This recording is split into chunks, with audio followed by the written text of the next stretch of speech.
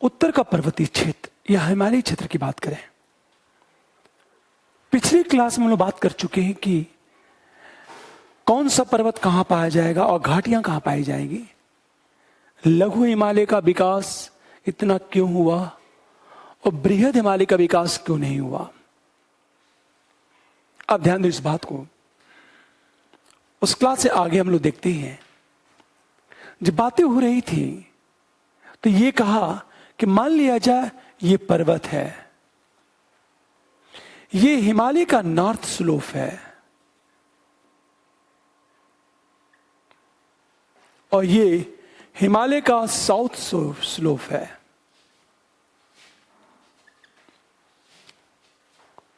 देखो आप, जो नॉर्थ स्लोप है वह मंद है, ये स्लोप देखो कम है और ये स्लोप बहुत तीव्र है।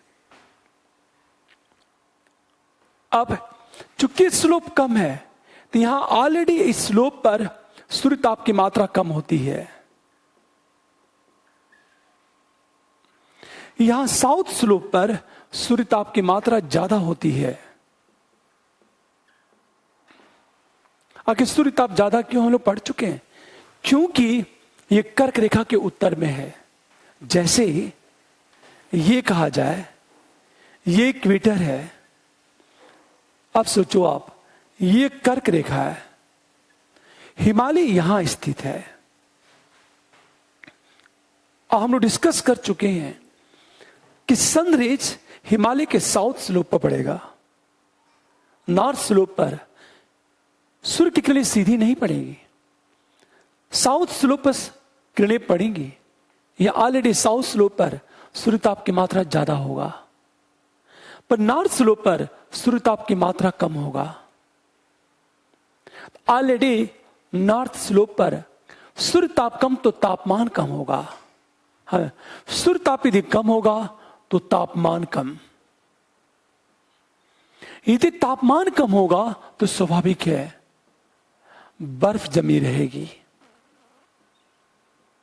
इसलिए यहां ग्लेशियर पाए जाते हैं। ग्लेशियर पाए जाते हैं। हमेशा ध्यान दो इस बात को। ये नॉर्थ स्लोप की बात करें, जो साउथ स्लोप है यहां सूर्य ताप ज्यादा तो तापमान अपेक्षाकृत ज्यादा। जब तापमान अपेक्षाकृत ज्यादा होगा तो स्वाभाविक है यहां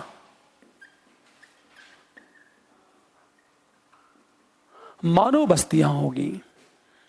पूरी बात ध्यान देना, यहां पर मानव बस्तियां होगी और ये साउथ स्लोप का जो क्लाइमेट होगा वो रहने योग्य होगा। हमेशा ध्यान इस बात को। ये कहा जाता है यहां जो नॉर्थ स्लोप की बात करें, यहां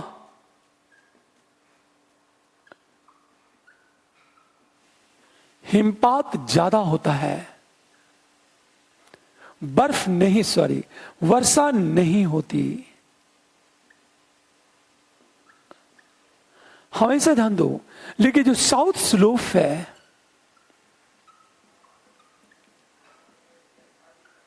वर्षा भी होती है तथा शीत ऋतु में हिमपात भी पड़ती है। हिमपात भी पड़ता है। हम स्नोफॉल की बात करें तो नॉर्थ स्लोप पर स्नोफॉल ज्यादा होता है, वर्षा नहीं होती, रेनफॉल नहीं होता है। लेकिन जो साउथ स्लोप है यहां सूर्य ताप की मात्रा ज्यादा, तापमान अपेक्षाकृत ज्यादा, मानव बस्तियां होगी। इसलिए लघु हिमालय के साउथ स्लोप पर मानव बस्तियां, जितनी भी टूरिस्ट प्लेस हैं जैसे शिमला, मसूरी, नैनीताल, दार्जिलिंग, ये सारे के सारे जो टूरिस्ट प्लेस हैं हिमालय के साउथ स्लोप पर स्थित हैं। आप सोचो, स्वाभाविक है यहां जो साउथ स्लोप है हिमालय पर वर्षा एवं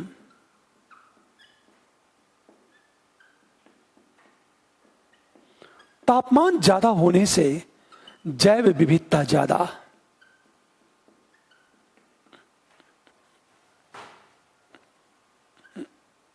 हमेशा ध्यान दो, देखो आप, वर्षा और तापमान ज्यादा होने से यहां बायोडायवर्सिटी जैव विविधता भी ज्यादा है। नॉर्थ स्लोप पे जैव विविधता कम है। हमेशा ये देखा जाए, नॉर्थ स्लोप पे क्या होता है, यहां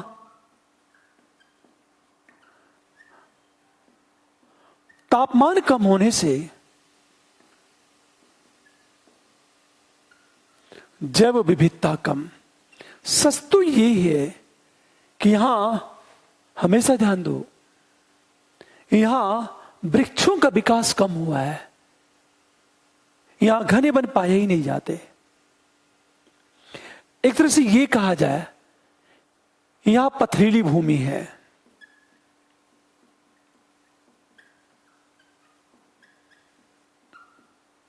पर जो साउथ स्लोप है, वर्षा तापमान ज्यादा होने से जैव विविधता भी ज्यादा होती है।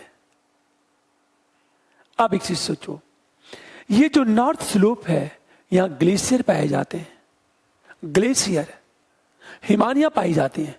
कारण ये है कि इनका स्लोप बहुत ही स्लो है, स्लोप बहुत मंद है हमेशा, जबकि इनका जो स्लोप है बहुत ही ज्यादा है। आप सोचो जरा, आप चीज, इस हिमालय की बात करें हम लोग, अब हिमालय की स्थिति इस तरह है। देखो आप, यदि हम शिवालिक से लेकर चलें, हम शिवालिक से लेकर चलें पर्वतों का क्रम, मान लिया जाए हम साउथ से चलते हैं नॉर्थ की तरफ, ये आपका साउथ है और ये आपका नॉर्थ है। देखो आप, यदि हम साउथ से नॉर्थ की तरफ चलें तो पर्वतों का क्रम इस तरह होगा। यह है मैदान, यहां से शिवालिक, लघु हिमालय, बृहद हिमालय। हमेशा ध्यान दो इस बात को, यह है आपका मैदान, यह है आपका शिवालिक, यह है आपका लघु हिमालय और यह है आपका बृहद हिमालय।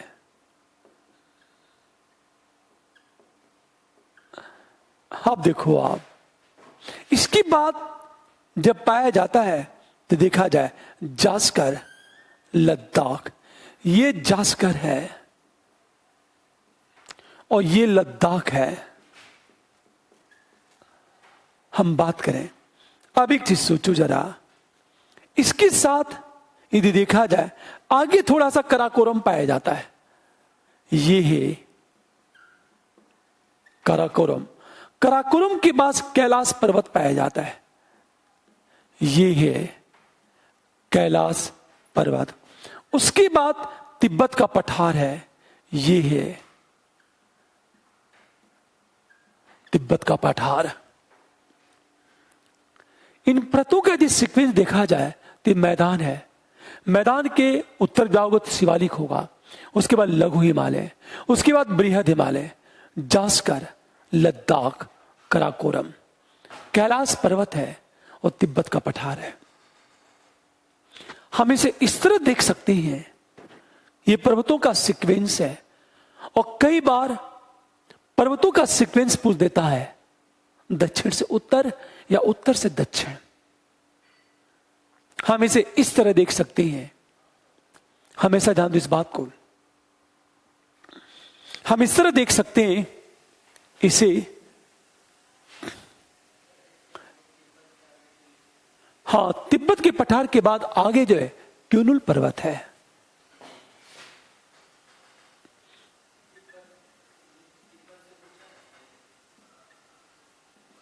हां, ये क्यूनुल पर्वत है। सोचो आप,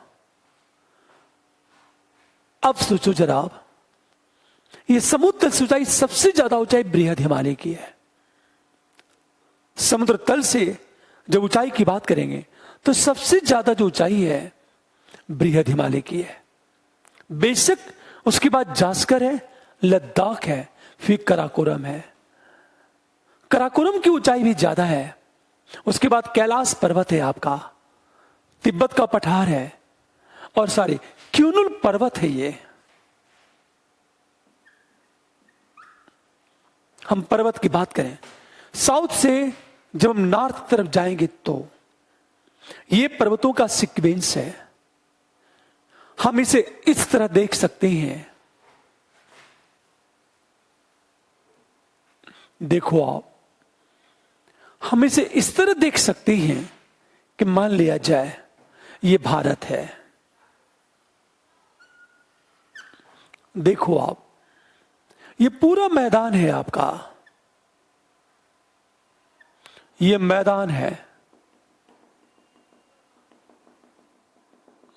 मैदान, ये उत्तर का मैदान है।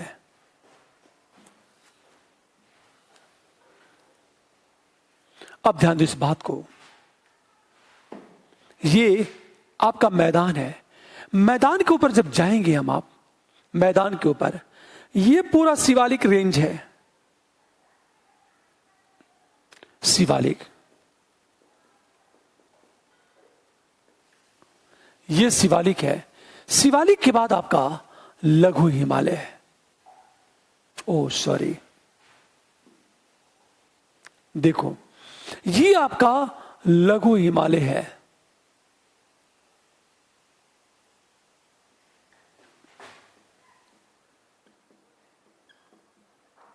हिमालय या मध्य हिमालय की बात करें, उसके बाद आपका बृहद हिमालय है।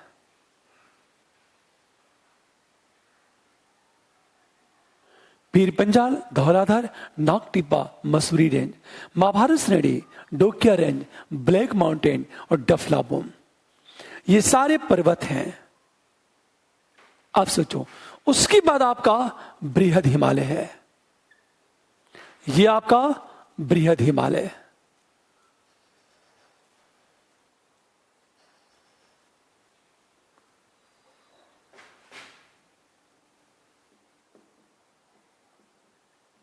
ये बृहद हिमालय है। ये सारी बातें चल रही हैं। उसके बाद आपका जो पर्वत है वो जास्कर है। जास्कर के बाद लद्दाख है। लद्दाख के बाद आपका कराकोरम है।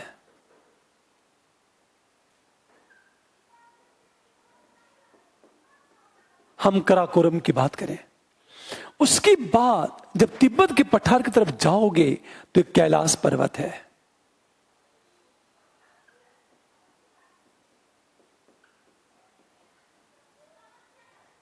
कैलाश पर्वत के बाद आपका पूरा तिब्बत का पठार है। यह तिब्बत का पठार है।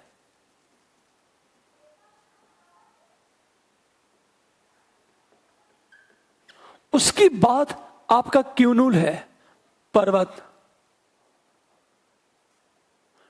क्यूनुन पर्वत है, और शायद हम लोग बात कर चुके हैं, यह अंतर पर्वतीय पठार है।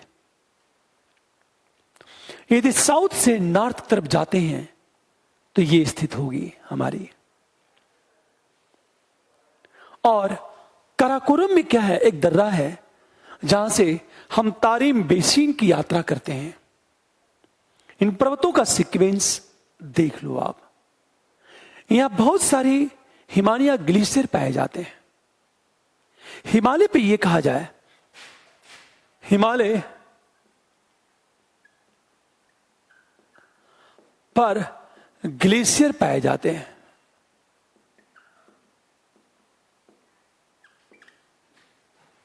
ग्लेशियर क्या होता है? हिमानियां होती हैं देखा जाए तो। अब कौन कौन से ग्लेशियर हैं, पहले बात ध्यान दो इस बात को।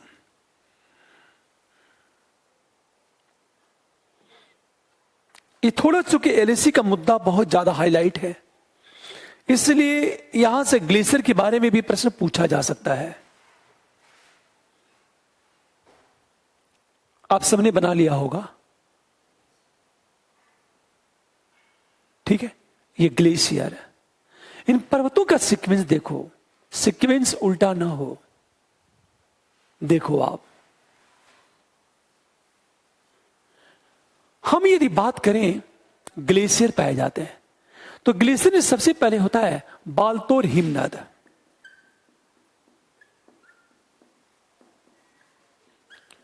हिमनद का मतलब होता है ग्लेशियर। यह कराकोरम में पाया जाता है, चोटी के दक्षिण में। लिखते चलो इसको आप, बालतोर हिमनद। इसके बारे में लिखते चलो, बालतोर हिमनद। यह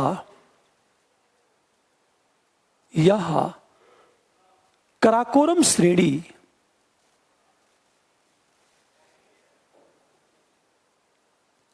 कि K2 चोटी हम लोग पढ़ चुके हैं। K2 को कहते हैं गाढ़वीन आस्टीन, जो भारत की सबसे ऊंची चोटी है। K2 चोटी के दक्षिण में स्थित है।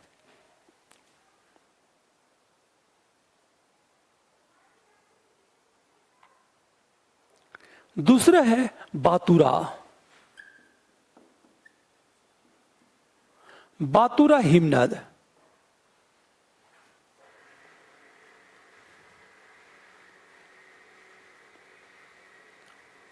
बातुरा हिमनद देखो आप, यह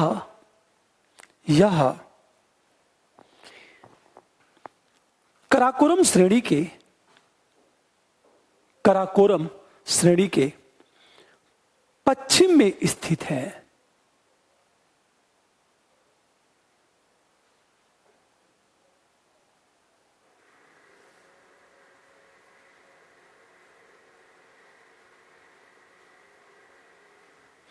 अगला है बचाको, बचाको हिमनद। ये बचाको हिमनद होता क्या है, ध्यान दो। यह भी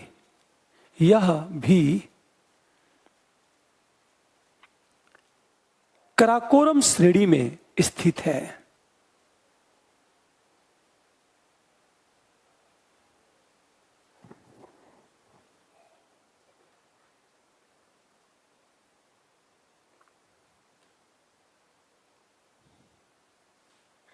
अब देखो, चोगो लुंगमा,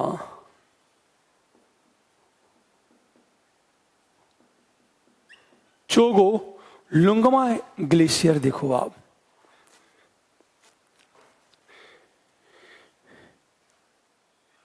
यह भी कराकोरम श्रेणी में स्थित है।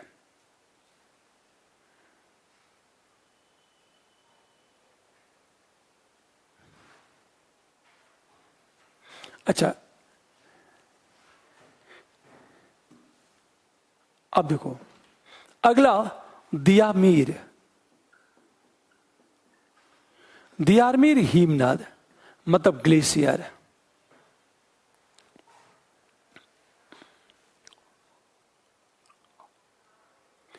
यह महान हिमालय में स्थित है।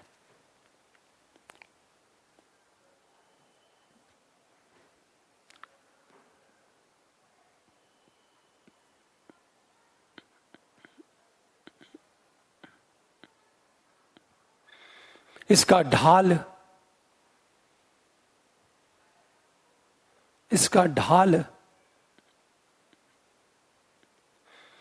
तीव्र होने के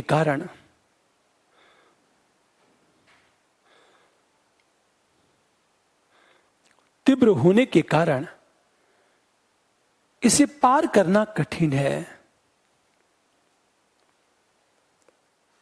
अब सोचो, कुछ ग्लेशियर गंगोत्री और यमुनोत्री, गंगोत्री, यमुनोत्री, हिमनद,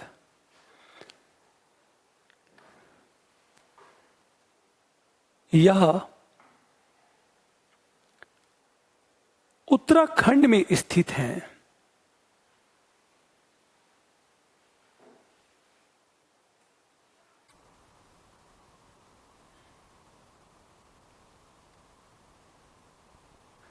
ये ऐप अच्छा लगने चला है?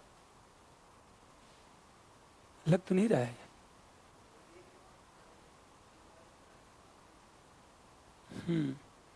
देखो आप, हम इस पार की बात करें, यह भी गाडविन आस्टीन के पश्चिम में स्थित है।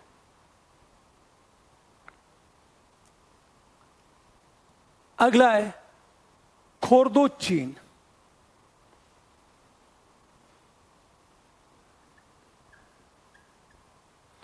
हम खोर्दो चीन की बात करें, शुरू हो गया ऐप पर। हम खोर्दो चीन की बात करें, खोर्दो चीन भी एक ग्लेशियर है जो कश्मीर में स्थित है। खोर्दो चीन, यह भी कराकोरम पर्वत पर स्थित है। हमेशा अगला है मिलाम हिमनद।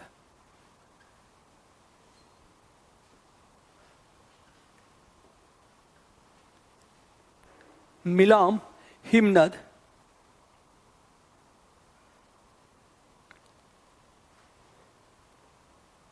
यह उत्तराखंड के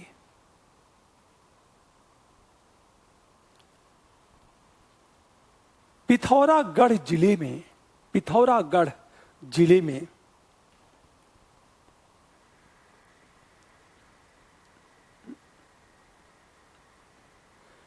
त्रिशूल चोटी के ढाल पर स्थित है।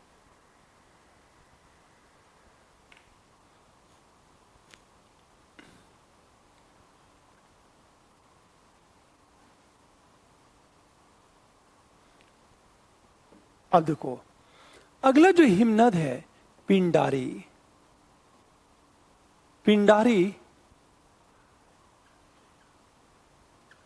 हम हिमनद की बात करें,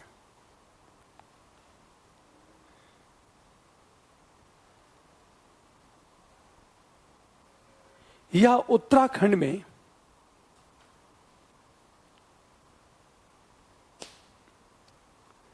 नंदा देवी के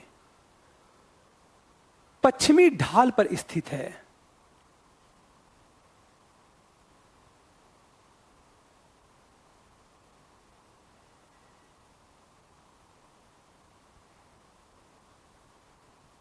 यहीं से पिंडारी नदी निकलती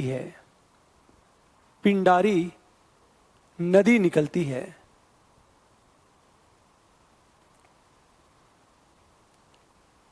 जो कि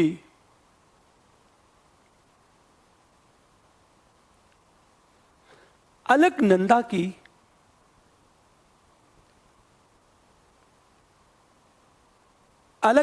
की सहायक नदी है।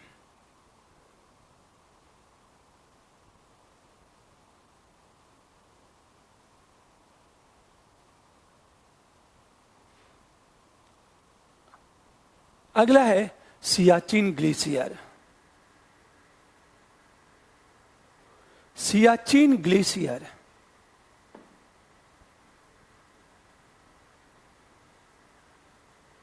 हिमनद,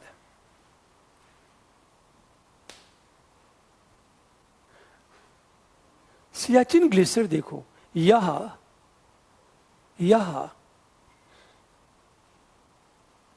भारत और पाकिस्तान की बीच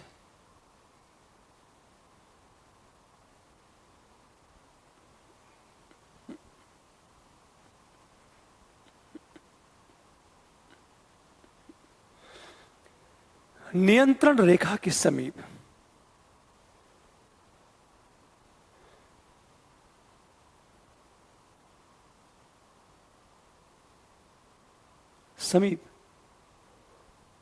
कराकोरम श्रेणी के पश्चिमी भाग में स्थित है।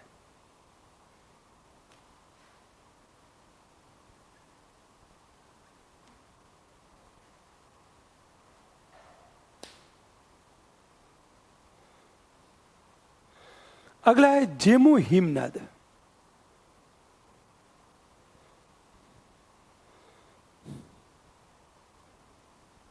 अच्छा, एक चीज है, यह सिक्किम और नेपाल की सीमा पर स्थित है। लिखो आप, यह सिक्किम और नेपाल सीमा पर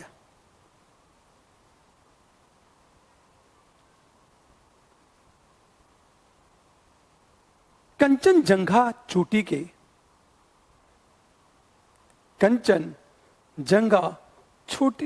के ढाल पर स्थित है।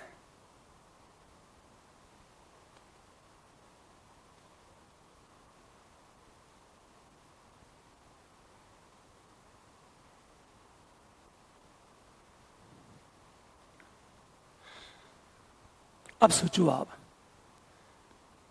फिर हम बात करेंगे हिमालय पर्वत में स्थित कुछ चोटियां हैं। लिखो आप, हिमालय पर्वत में स्थित चोटियां, ये सिवाय रटने के कोई विकल्प आपके पास नहीं है।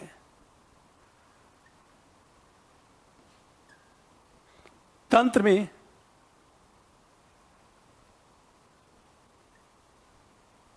कुछ महत्वपूर्ण चोटियां हैं जो यहां स्थित हैं, जिसमें लिखते जाओ आप कौन कौन सी चोटियां हैं। कभी कभी प्रश्न यहां से पूछ दिया जाता है। पहला है गॉडविन ऑस्टिन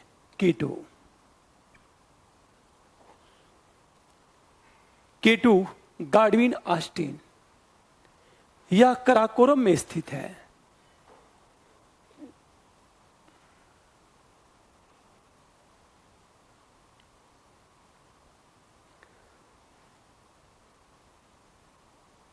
तथा भारत की सबसे ऊंची चोटी है।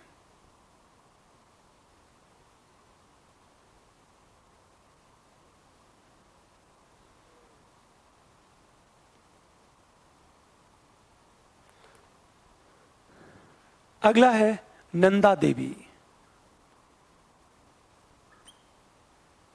ये ऊंची चोटियां हैं। नंदा देवी, अच्छा, ये स्थित कहां है? ध्यान दो, ये उत्तराखंड के कुमायूं हिमालय में स्थित है। ये सारी की सारी चोटियां बृहद हिमालय की, ध्यान देना। जितनी ऊंची चोटियों की बात कराकोरम को छोड़ दो, तो सारी चोटियां कहां की स्थित है? बृहद हिमालय में स्थित है। लिखो, नंदा देवी उत्तराखंड में स्थित है और बृहद हिमालय में स्थित है।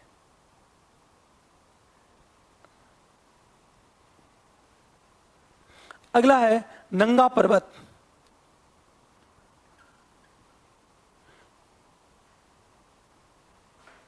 यह भी बृहद हिमालय में स्थित है।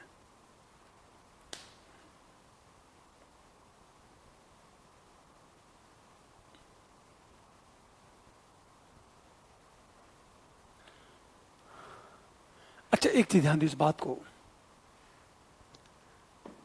अगला है ब्राड चोटी।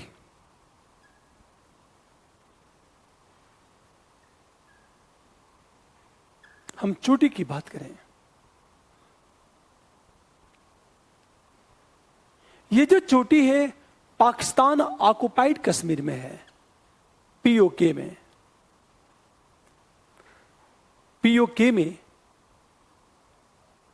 कराकोरम श्रेणी में स्थित है।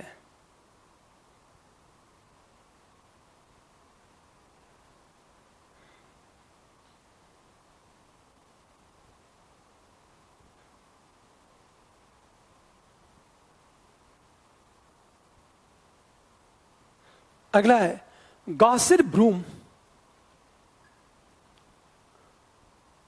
ग्रासिर बूम,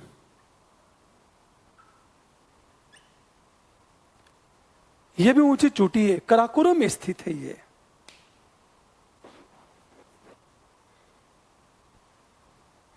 और एक बात ध्यान देना इस बात को,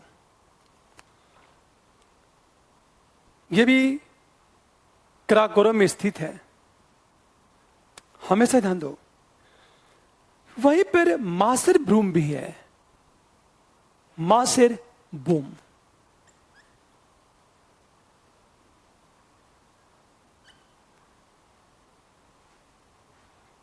मासिर बूम या POK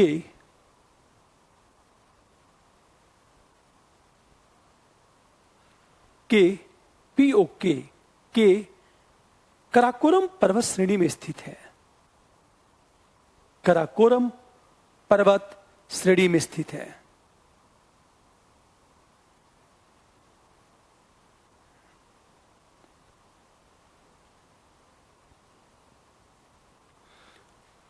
अगला देखो, साल्टोरो कांगड़ी एक चोटी है, साल्टोरो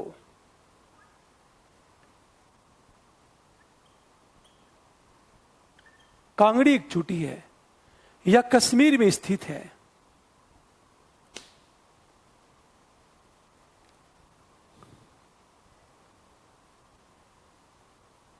कश्मीर में स्थित है तथा कराकोरम पर्वत का भाग है।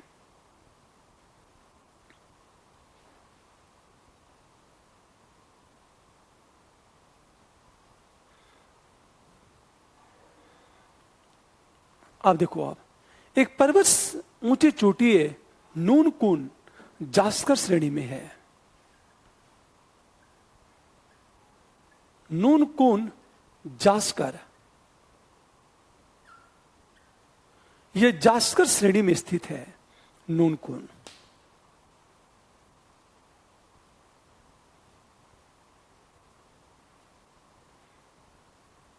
हमेशा ध्यान दो इस बात को।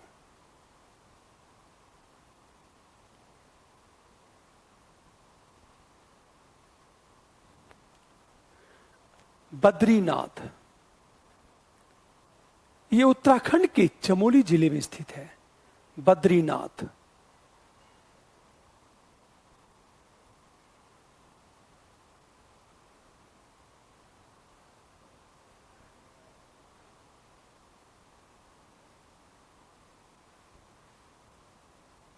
अगला देखो, ब्लू पीक एक चोटी है। हम ब्लू पीक की बात करें, यह एक छोटी ब्लू पीक जो मीजो या लुसाई की ऊंची चोटी है। हम लोग पढ़ चुके हैं, मेजो या लुसाई की ऊंची चोटी है, यह जो बांस के पेड़ों से ढका हुआ है, पूरा कवर्ड एरिया है, बांस एवं चीड़, बांस एवं चीड़ के पेड़ों से ढका हुआ है। अगला देखो, सैंडल पीक है।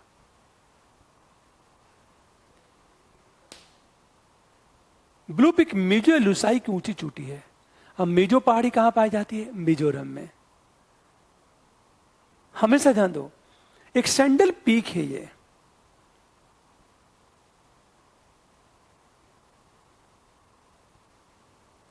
ये जो है दक्षिणी अंडमान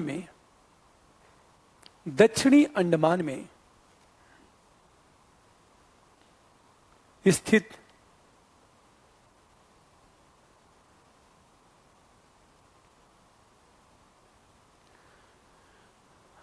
अंडमान निकोबार द्वीप समूह,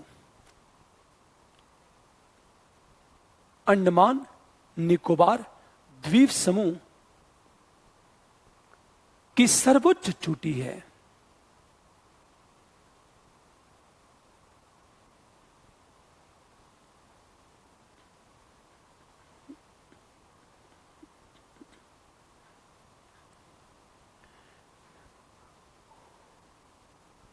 विश्वती जलवायु के कारण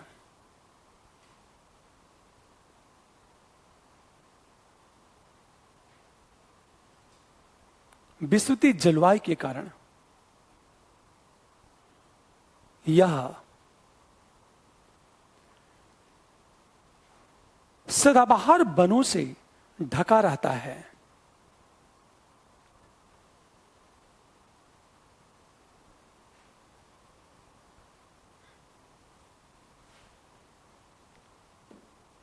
अंत देखा जा माउंट हैरियत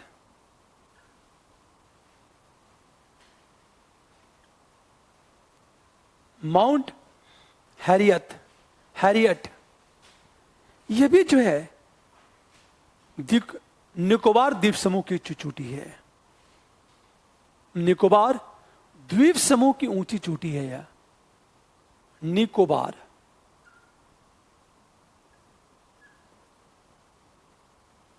द्वीप समूह की ऊंची चोटी है माउंट हैरियत।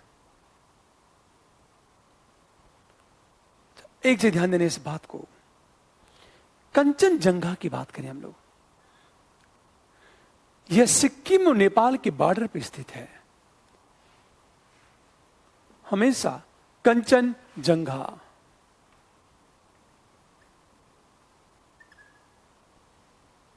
ये जो है सिक्किम और नेपाल के बॉर्डर पर स्थित है और सिक्किम और नेपाल के बॉर्डर पर स्थित है।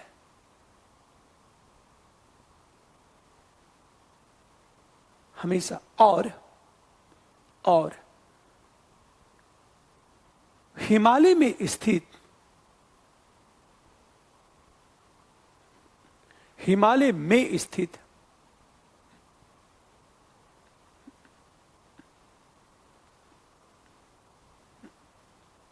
हिमालय में स्थित भारत की सबसे ऊंची चोटी है। हिमालय में स्थित भारत की सबसे ऊंची चोटी है यह हमेशा ध्यान दो इस बात को।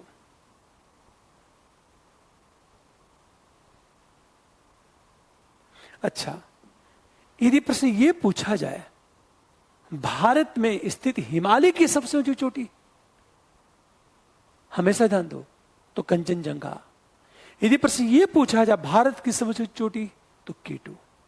केटू कराकोरम का भाग है, वो ट्रांस हिमालय का भाग है।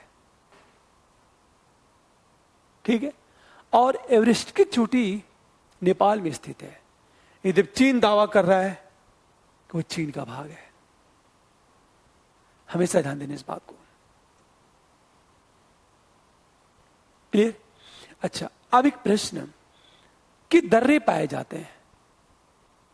हमेशा दर्रे होते क्या है, ये मान लिया जाए ये पर्वत है, अचानक क्या होगा, बीच का भाग नदियां काट देगी तो दर्रा बन जाएगा, जो एक क्षेत्र को दूसरे क्षेत्र से जोड़ता है, वह इसे दर्रे कहते हैं। तो हिमालय पर्वत में कुछ दर्रे हैं, उन दर्रों का नाम नोट कर लो आप। हिमालय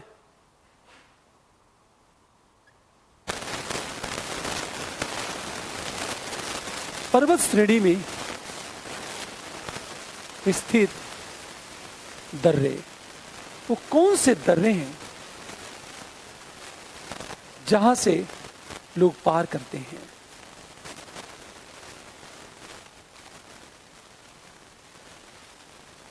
हमेशा ध्यान दो। पहला है बनिहाल दर्रा।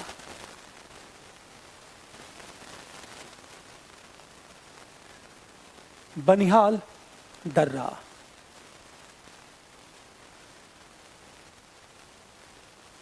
देखो आप, बनिहाल दर्रा यह पीर पंजाल में स्थित है। पीर पंजाल श्रेणी है, पीर पंजाल श्रेणी में है तथा जम्मू और श्रीनगर को जोड़ता है।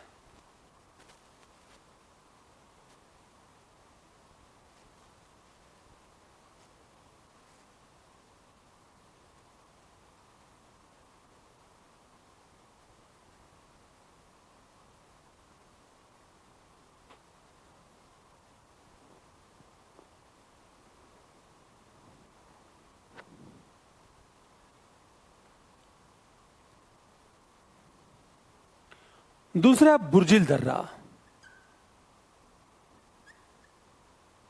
बुर्जिल दर्रा।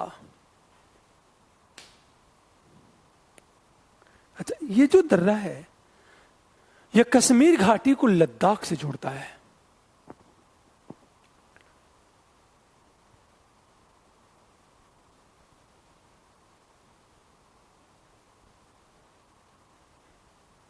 इसको तिब्बत के लहासा से जोड़ता है। लहासा तिब्बत की राजधानी है।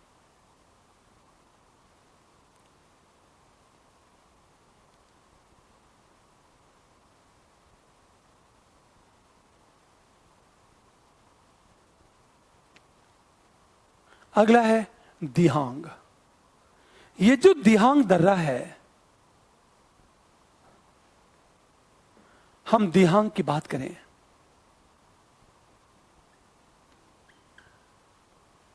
ये जो दिहांग दर्रा है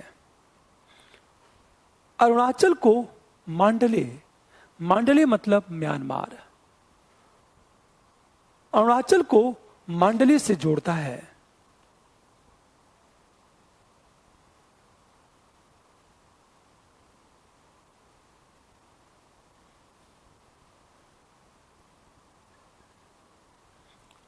अगला है खारदुंगला।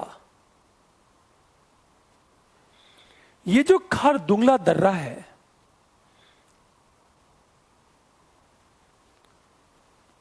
हमेशा ध्यान दो इस बात को, खारदुंगला है यह मोटर वाहन, मोटर वाहन चलने योग्य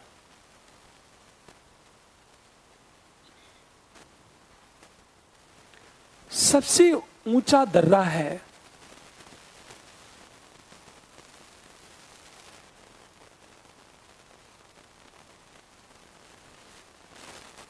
तथा लद्दाख में है, लद्दाख। अगले देखो खुंजे राब दर्रा।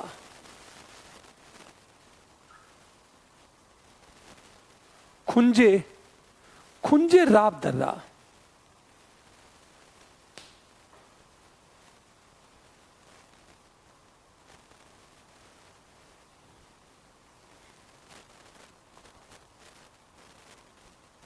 खुंजेराब यह कराकोरम में स्थित है।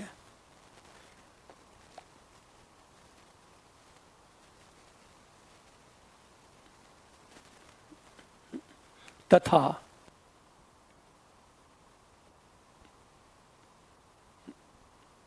लद्दाख एवं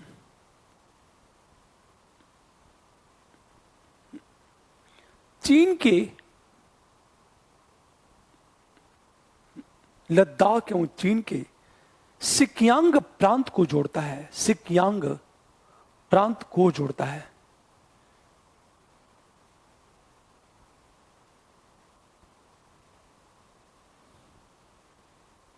अगला देखो जिलिप ला दर्रा।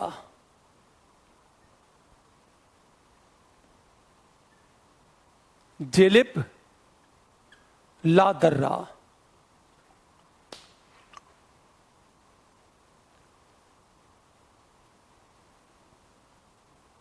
यह सिक्किम को लहासा, लहासा तिब्बत की राजधानी है, यह सिक्किम को लहासा से जोड़ता है।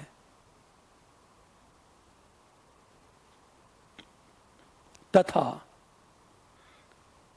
चुंबा घाटी से गुजरता है।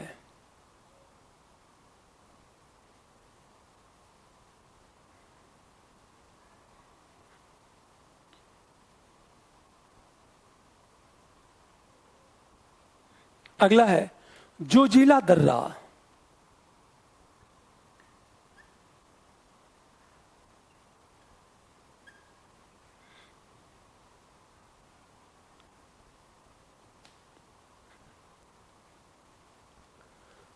यह कारगिल एवं लेह को, लेह मतलब लद्दाख की राजधानी है, कारगिल एवं लेह को श्रीनगर से जोड़ता है।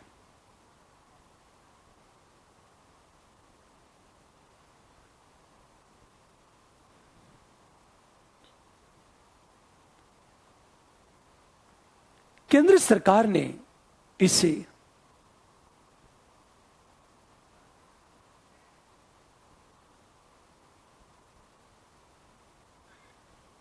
राष्ट्रीय राजमार्ग घोषित किया है।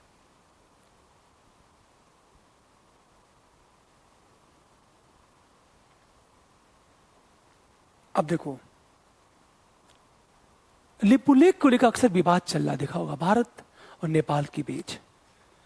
लिपुलेख एवं मंगसा धुरा दर्रा, ये दो दर्रे हैं।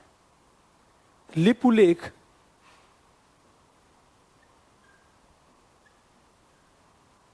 एवं मंगसा धुरा दर्रा। लिखो आप,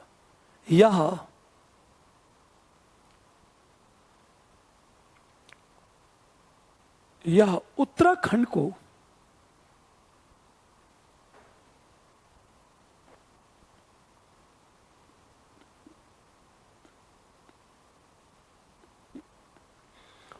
तिब्बत से जोड़ता है।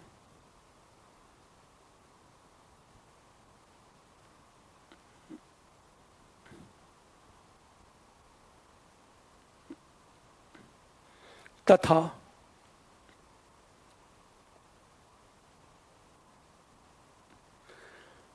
मानसरोवर के यात्री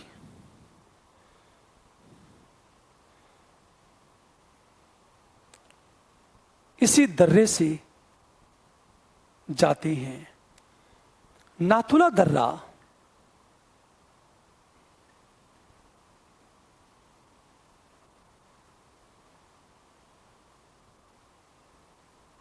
यह सिक्किम में स्थित है।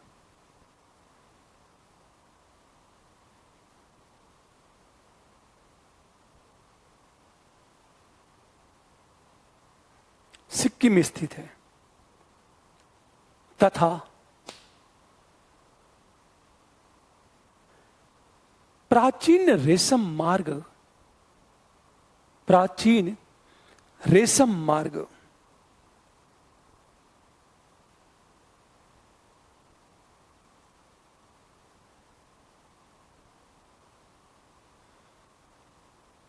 का भाग है।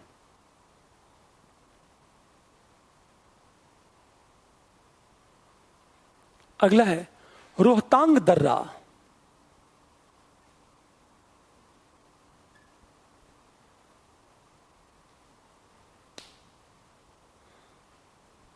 रोहतांग दर्रा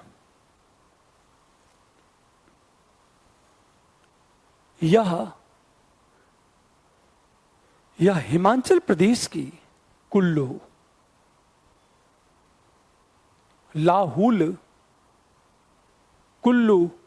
लाहौल तथा स्फीति घाटियों को आपस में जोड़ता है।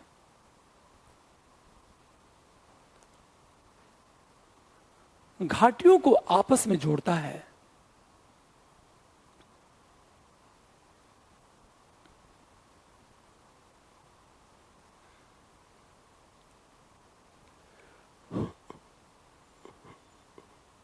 ये घाटियां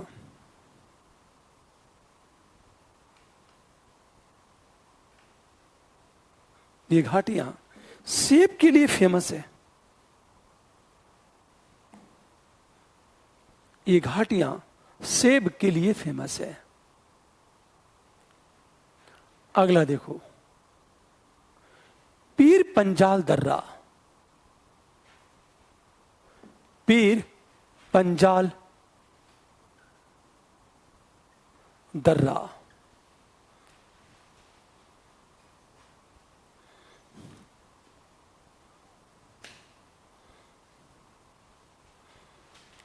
यह पीर पंजाल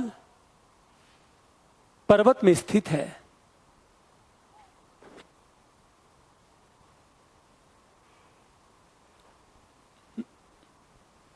तथा जम्मू को श्रीनगर से जोड़ता है।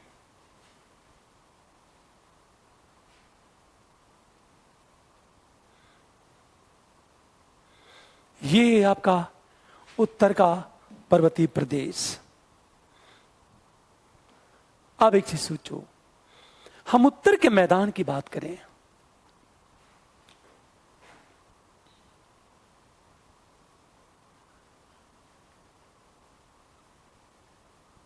यदि उत्तर के मैदान की बात करें तो ध्यान देना, इस मैदान का जो विस्तार है सिंधु से लेकर ब्रह्मपुत्र नदी को डेल्टा के बीच, सिंधु नदी के डेल्टा से लेकर ब्रह्मपुत्र नदी के डेल्टा के बीच इसका जो विस्तार है, यदि मैप की बात करें, हमेशा ध्यान दो इस बात को, इसका जो विस्तार है ये विस्तार है, यह असम का मैदान है,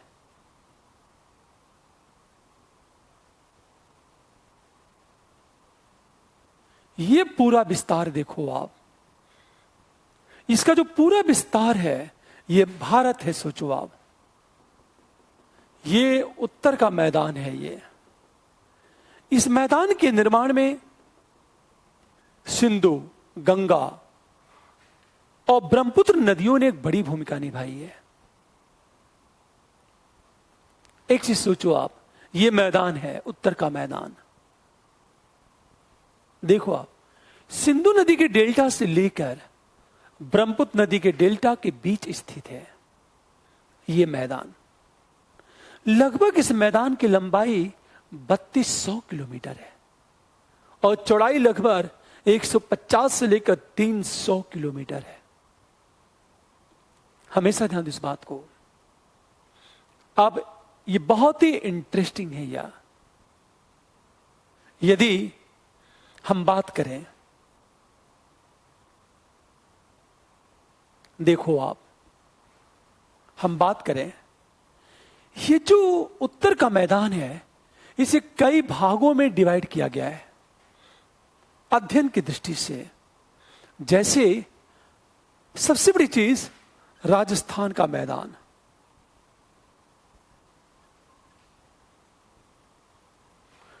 पंजाब का मैदान,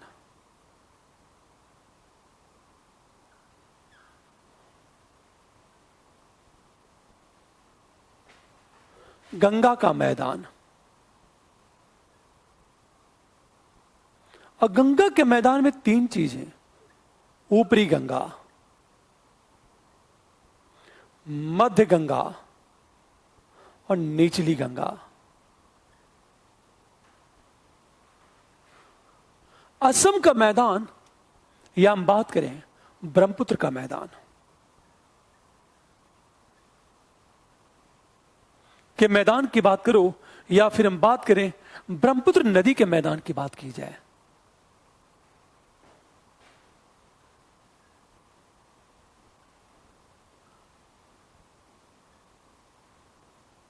अब देखो आप, पूरा उत्तर का मैदान चार भागों में डिवाइड है।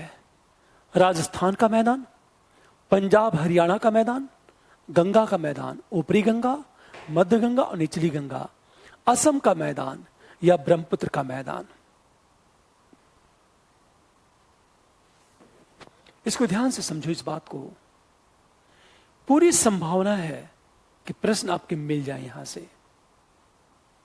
बेसिक कुछ प्रश्न ऐसे होंगे नहीं मिलेंगे, लेकिन मैं एक बात बार कहना चाहता हूं, जब हम मैप का अध्ययन करेंगे, अंत में 7-8 क्लास मैप का चलेगा, उसके बाद मुझे पूरा विश्वास है कि प्रश्न बाहर नहीं जाना चाहिए। हम राजस्थान के मैदान की यदि बात करें तो देखो आप, राजस्थान का मैदान,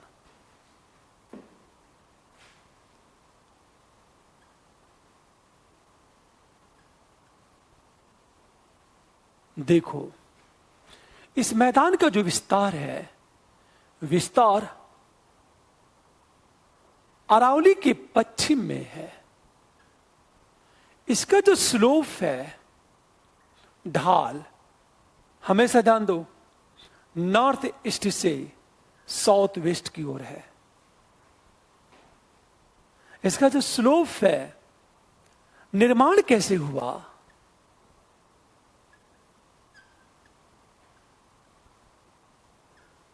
समुद्र के पीछे हटने से हुआ।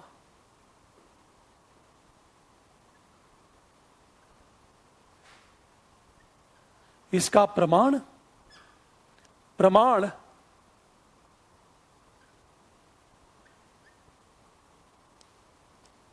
खारी झील, सांभर, डिडवाना, कुचमान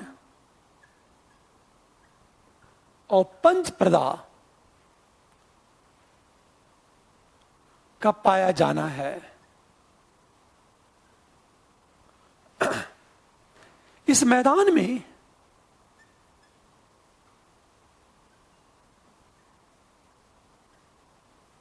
लूनी नदी बहती है,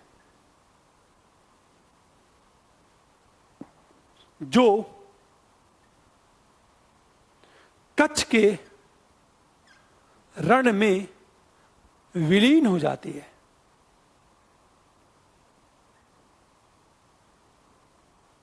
इस नदी के ऊपरी भाग में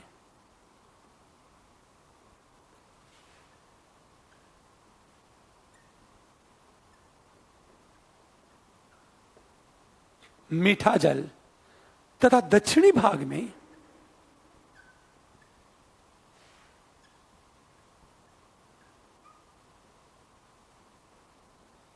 खारा जल पाया जाता है। एक चीज सोचो आप, ये जो राजस्थान का मैदान है, इसका विस्तार अरावली के पश्चिम में है। जैसे एकदम मैप बना ले हम लोग, सोचो आप, ये अरावली है, अरावली का शेप इस तरह है।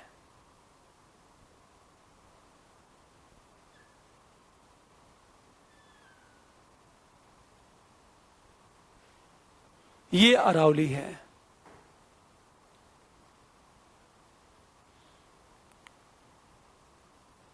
इसे ध्यान से समझो इस बात को।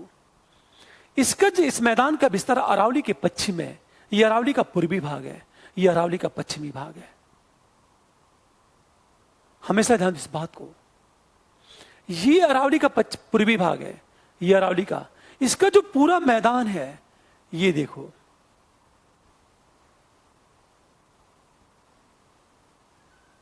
ये पूरा देखा जाता है कि ये जो पूरा मैदान है, ये पूरा मैदान, हम ये बात करें, ये राजस्थान का मैदान है, ये मैदान है राजस्थान का,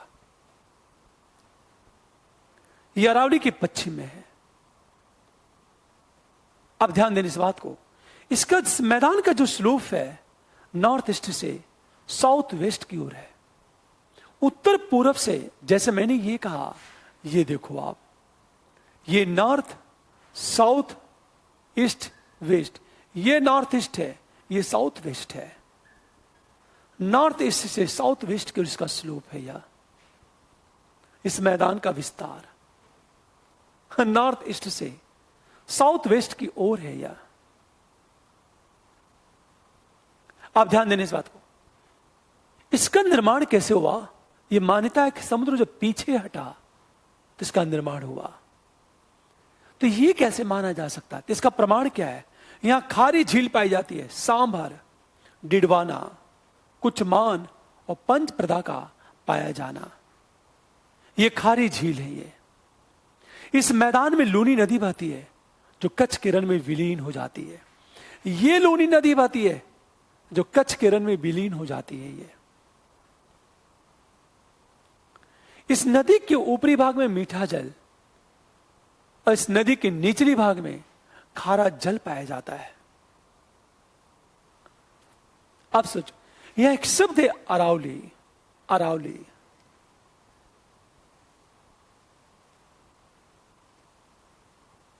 देखो आप, यदि हम अरावली की बात करें, अरावली अरावली का जो विस्तार है,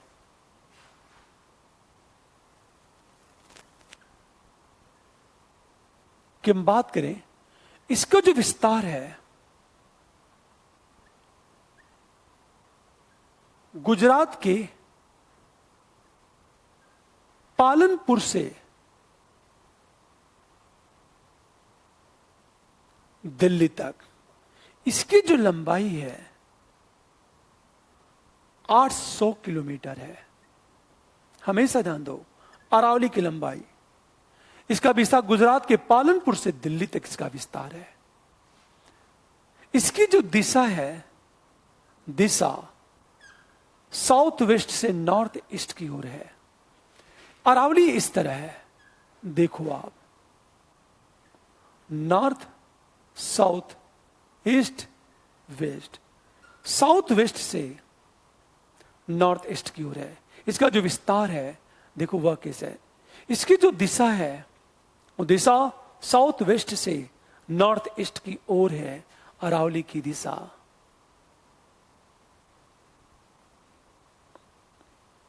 हमेशा ध्यान दो, अरावली क्या, अरावली की सबसे ऊंची जो चोटी है, हम बात करें सबसे ऊंची जो चोटी है अरावली की, वह देखा जाए गुरु शिखर है, 1722 मीटर ऊपर है ये। हमेशा ध्यान दो इस बात को।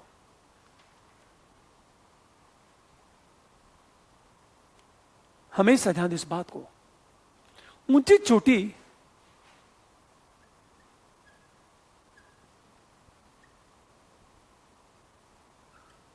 गुरु शिखर है और गुरान घाट दर्रा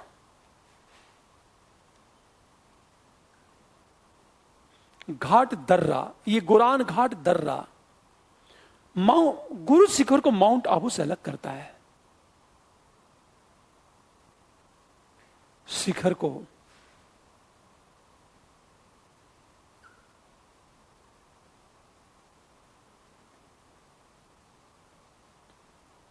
हमेशा ध्यान दो, इसकी जो ऊंची चोटी है वो गुरु शिखर है और गुरान घाट दर्रा गुरु शिखर को माउंट आबू से अलग करता है ये।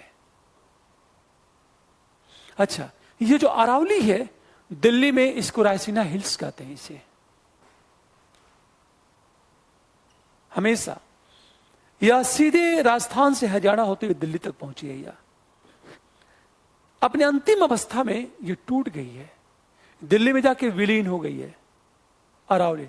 जैसे जेएनयू कैंपस अरावली पहाड़, इसका जो रायसीना हिल्स है, हमारा जो राष्ट्रपति भवन बना है वो रायसीना हिल्स पर बना है, अरावली पर्वत का हिस्सा है। मतलब हमेशा दिल्ली के पास अरावली पर्वत, मैं इसको मिटा देता हूं मैं,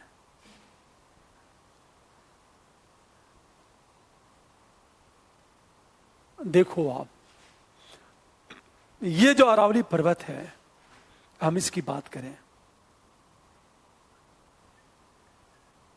दिल्ली के पास अरावली की ऊंचाई कम होती गई है। ऊंचाई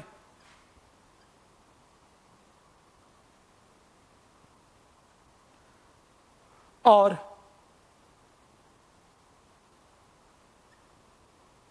अंततः विलीन हो गई है।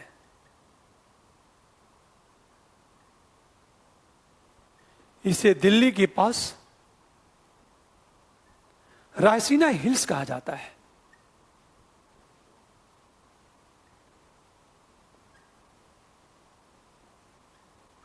जिस पर राष्ट्रपति भवन बना है।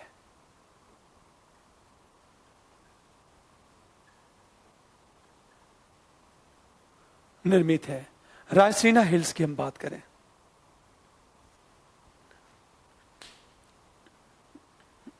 देखो आप, दिल्ली के पास अरावली की ऊंचाई कम होती गई है और अंततः विलीन हो गई है। इसे दिल्ली के पास रायसीना हिल्स कहा जाता है, जिस पर राष्ट्रपति भवन स्थित है, अरावली। अच्छा, ये जो मैदान है राजस्थान का मैदान, इसके दक्षिणी पश्चिमी भाग में जलोढ़ निक्षेप मिलते हैं जिसे रोही कहा जाता है। हमेशा ध्यान दो इस बात को।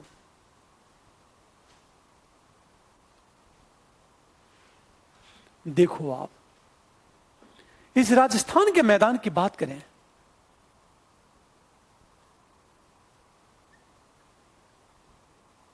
इस मैदान के दक्षिणी पश्चिमी भाग में जलोढ़ निक्षेप मिलते हैं जिसे रोही कहा जाता है। हमेशा ध्यान दो इस बात को।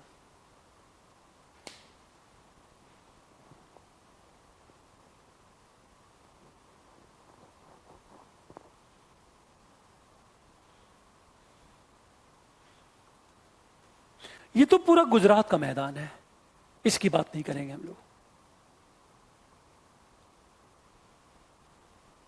आप देखो रोही, दक्षिणी पश्चिमी भाग में रोही नदी, ये लूनी नदी है। देखो वजह, इस बेल्ट में क्या होता है, निक्षेप मिलते हैं, निक्षेप मिलते हैं।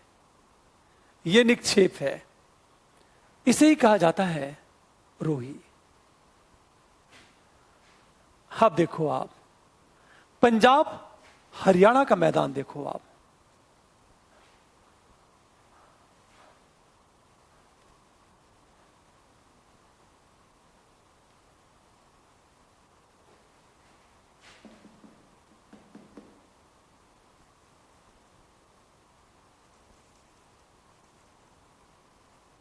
देखो आप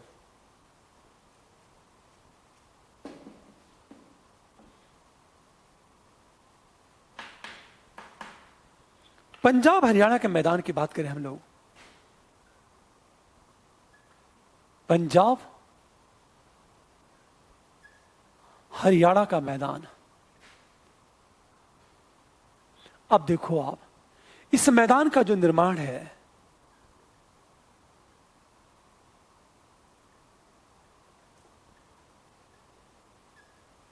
नदियों द्वारा लाए गए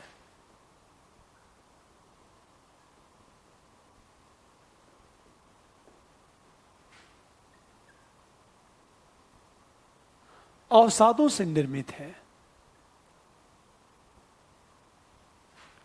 हमेशा हम इस मैदान की जब बात करेंगे, हमेशा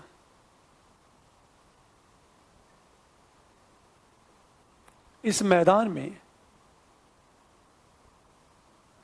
पुरानी जलोढ़ निक्षेप को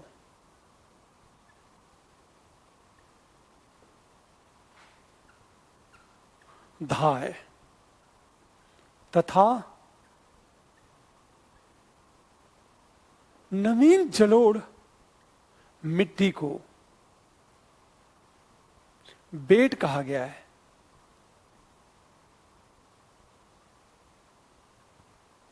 इस मैदान में दोआब पाए जाते हैं।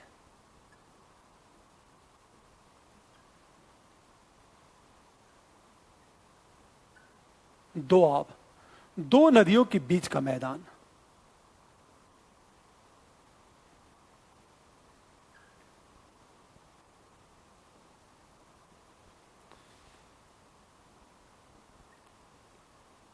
अब सोचो, ये पूरा का पूरा जो मैदान है, यह दोआब से निर्मित है।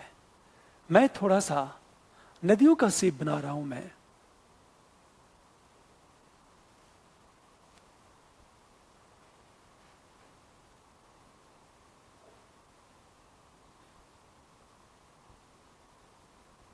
देखो आप, सतलज, ब्यास, रावी, चिनाव, झेलम और ये सिंधु नदी है। अब सोचो, ये नदियां हैं, ये पूरा नदियां हैं। सोचो आप,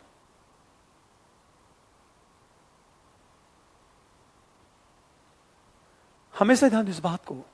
सतलज, ब्यास, रावी, चिनाब, झेलम और सिंध नदी है। इन दो नदियों के बीच का मैदान को दोआब कहा जाता है। दो नदियों के बीच का मैदान। अब जैसे ये कहा जाता है, थोड़ा सा ध्यान दो इस बात को, सतलज जो ब्यास के बीच को कहते हैं, बिस्त दोआब, ब्यास और रावी के बीच बारी, रेचना, चाज, सिंधु, झेलम का दोआब। इस दोआब का नाम देखो आप, ये चूंकि पूरा पंजाब का मैदान 5 नदियों से निर्मित है, हमेशा ये 5 नदियों का क्षेत्र है पंजाब का मैदान। अब ये जो मैदान है, सतलज रटने का तरीका देखो आप, सतलज ब्यास के बीच को कहते हैं विस्त दोआब। ये नदियों का सीक्वेंस है, सतलज, ब्यास, रावी, चिनाव, झेलम और सिंधु की बात करें। सतलज ब्यास के बीच को कहते हैं विस्त दोआब, ब्यास और रावी के बीच को कहते हैं बाहरी दोआब, रावी चिनाव के बीच को कहते हैं रेचना, चिनाव झेलम के बीच को कहते हैं चाज, और झेलम और सिंधु की नदी के बीच के दोआब को कहा जाता है सिंधु झेलम का दोआब। रटने का सबसे आसान तरीका यही है आपका, इन नदियों के नाम ध्यान देने इस बात को। बिस्त दोआब 2 नदियों के बीच, सतलज और ब्यास के बीच, बारी दोआब ब्यास और रावी के बीच, रेचना दोआब रावी और चिनाव के बीच, चाज दोआब चिनाव और झेलम के बीच, और ये दोआब। ये मिट्टी ज्यादा उर्वर है और पंजाब का मैदान, वहां गेहूं की खेती बड़े पैमाने पर की जाती है।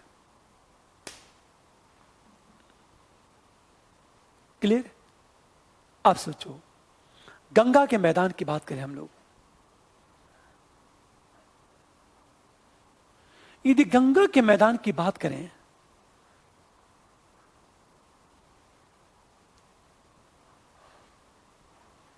तो ध्यान देना इस बात को, गंगा का मैदान,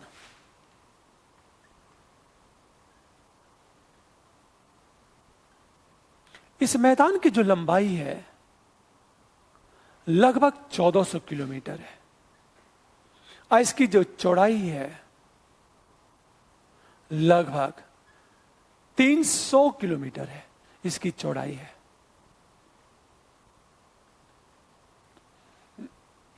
देखो,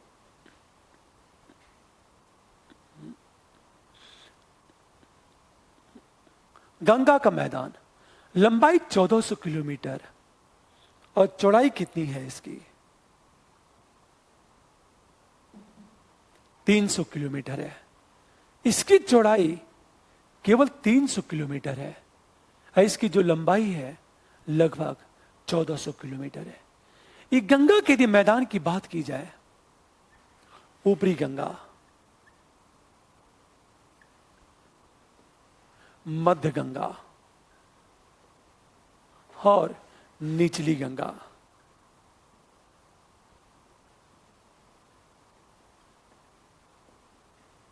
गंगा का मैदान, जो ऊपरी गंगा है इसको देखो आप, ऊपरी गंगा का ऊपरी भाग, इस ऊपरी गंगा का मैदान, मध्य गंगा का मैदान और निचली गंगा का मैदान। इस मैदान की बात करें, इसका विस्तार पश्चिमी यूपी में है। पश्चिमी यूपी में इस मैदान की पश्चिमी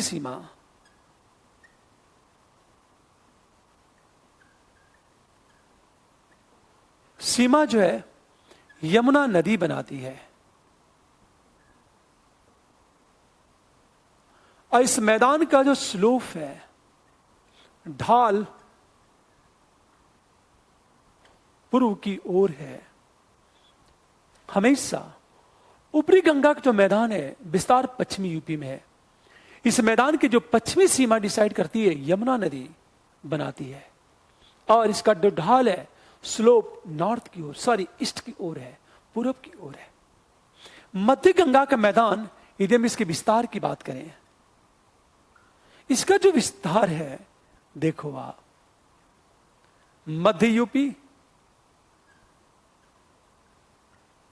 पूर्वी यूपी और बिहार में इसका विस्तार है।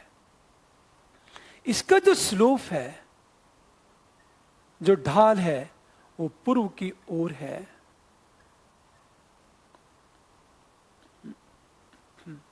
ऊपरी गंगा का मैदान हमेशा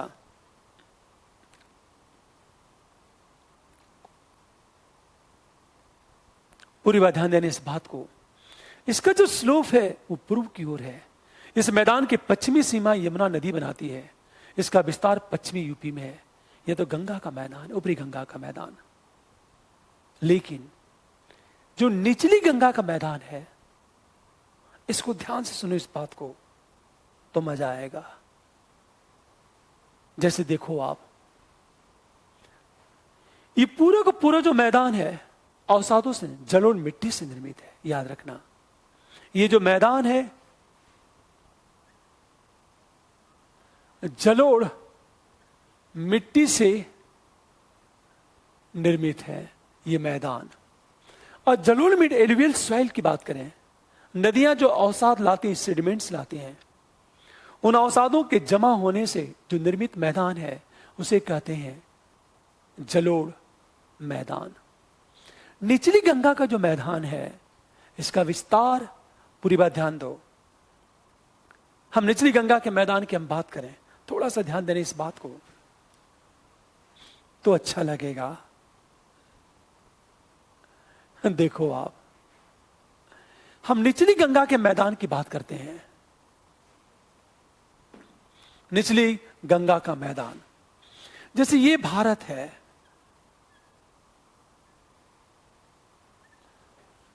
ये पूरा गंगा का मैदान है। ये पूरा गंगा का मैदान है। ये यमुना नदी बहती है। ये पूरा गंगा का मैदान है। अब सोचो आगे आने पे क्या होगा, ये दक्षिण पूरब क्यों घूम गई, सॉरी, हां, दक्षिण, north, south, east west, east west की ओर घूम जाती है।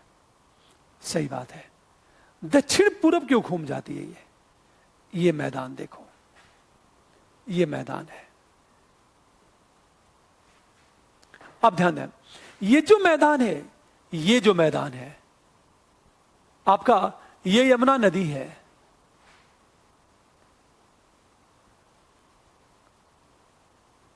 पश्चिमी सीमा, ये जो मैदान है ऊपरी गंगा का मैदान।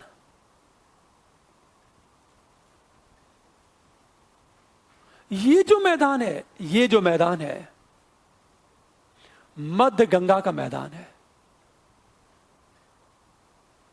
और ये जो मैदान है निचली गंगा का मैदान है। देखो आप, इस मैदान की यदि हम बात करें,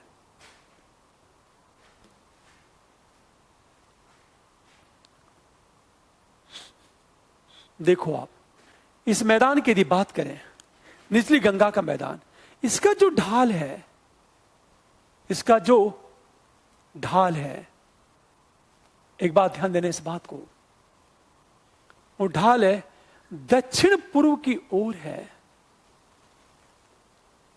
और है।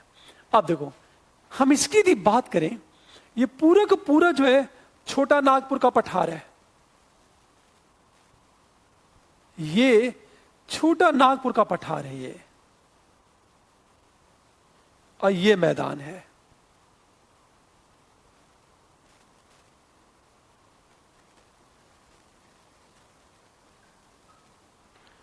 अब सोचो, ये छोटा नागपुर के पठार के पूरब में इस मैदान को कहते हैं, ये जो भाग है इस मैदान को, इसको कहते हैं, हमेशा जानो, राढ़।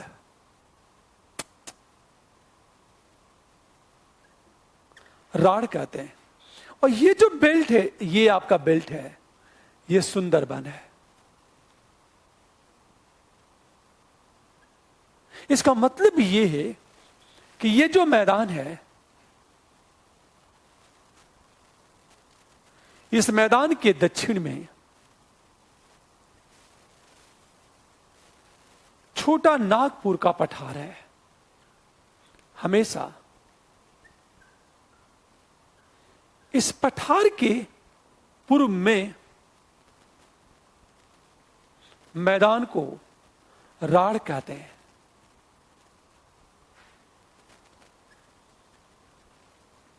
इस मैदान के अंतिम छोर पर सुंदरबन का डेल्टा है। गढ़ सुंदरबन पाए जाते हैं। इस वन में बहुत सारे बाघ पाए जाते हैं। अब यहां से प्रश्न सीधे पूछा जाएगा आपसे, बहुत बेहतरीन क्वेश्चन पूछेगा वो। देखो, मैंने क्या, ऊपरी गंगा है पूरब की ओर, ये मध्य गंगा है। निचली गंगा देखो स्लोप किधर चला गया, दक्षिण पूरब की तरफ।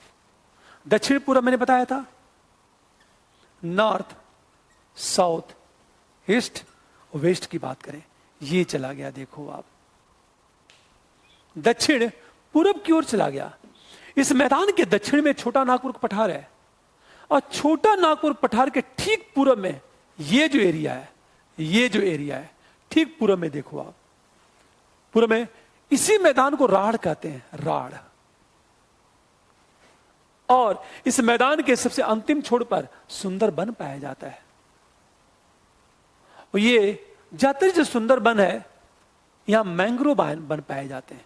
सबसे ज्यादा मैंग्रोव वन इस नदी के मुहाने पर पाया जाता है। निचली गंगा। क्लियर? लगता है मेरी बात समझ में आ गई होगी। अब सोचो जरा, मैप सबको समझ में आ गया होगा। एक बात यार, राढ़ को याद रखना है। छोटा नागपुर पठार के ठीक पूरब में राढ़ का मैदान है। इस मैदान को राढ़ कहते हैं। अब मैंने 2-4 दिन पहले मैंने ये बताया था कि नदी अपने मुहाने पर जो सेडिमेंट्स अवसाद डिपॉजिट करती है, उसके कण सबसे छोटे होते हैं। वह ह्यूमस की मात्रा ज्यादा होती है, अतः मिट्टी की उर्वरता क्या होगी, ज्यादा होगी। तो जो राढ़ का क्षेत्र है, या मिट्टी की उर्वरता ज्यादा होगी, उससे कम उर्वरता यहां होगी, उससे कम उर्वरता यहां होगी, और सबसे कम उर्वरता यहां होगी। यह यमुना नदी है जो ऊपरी गंगा मैदान की पश्चिमी सीमा बना रही है। अब सोचो, इस मैदानों के यदि निर्माण की हम बात करें, तो इस मैदानों के निर्माण में बहुत सारी नदियों ने अपनी भूमिका निभाई है। जैसे देखो आप, कौन सी नदियां अपनी भूमिका निभा रही हैं, इसको देखो आप। ये एक नदी यूं निकलती है, नदी यूं गिर रही है। एक मान लिया जाए ये यमुना नदी है, ये गंगा है, ये यमुना है। आप सोचो, रामगंगा, रामगंगा, गोमती, गोमती की बात करें हम लोग, हमेशा गंगा में आके इलाहाबाद के पास मिलती है यमुना। क्लियर? ये राम गंगा है। देखो आप, ये आपकी गोमती है, ये घाघरा है, ये गंडक है, ये कोसी है, और ये नदी आपकी सोन नदी है। ये जो मिलती है, ये इलाहाबाद है।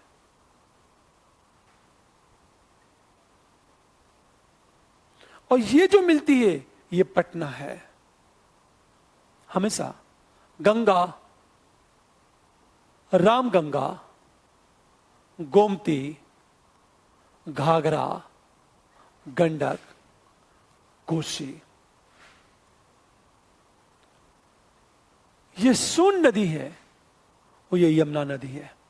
ये सारी नदियां मिलकर के गंगा के मैदान का निर्माण करती हैं। एग्जैक्ट मैं मैप नहीं बना पा रहा हूं, बस अपनी बात समझाना चाहता हूं। भावनाओं को समझो आप लोग कि मैं क्या कहना चाहता हूं। मैं देखो आप,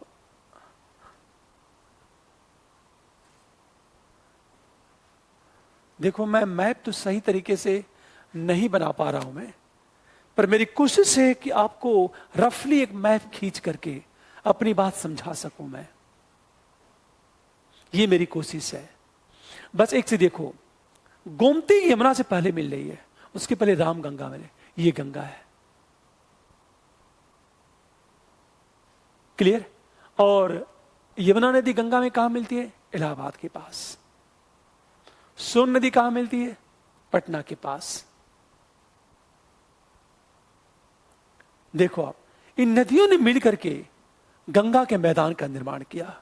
अब हम बात करें ब्रह्मपुत्र का मैदान या असम का मैदान।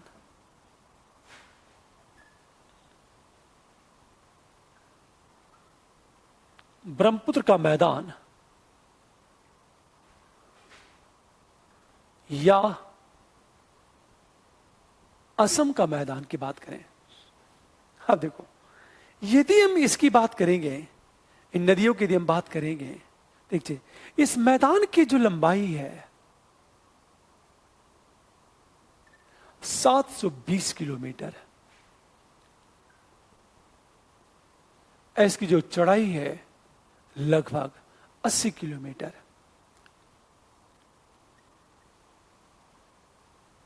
इस मैदान के निर्माण में ब्रह्मपुत्र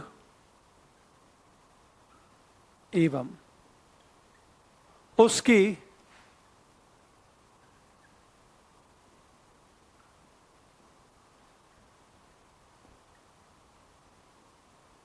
सहायक नदियों की भूमिका है। इस मैदान के निर्माण में ब्रह्मपुत्र एवं उसकी सहायक नदियों की भूमिका है। अब सोचो, हम ब्रह्मपुत्र नदी की बात करते हैं, हमेशा ध्यान देने इस बात को,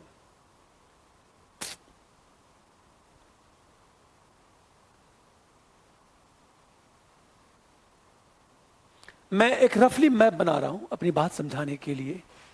ये ब्रह्मपुत्र नदी निकलती है, ये गिर रही है, यहां कहते हैं सांगपो, यहां कहा जाता, तिब्बत में कहा जाता है इसे।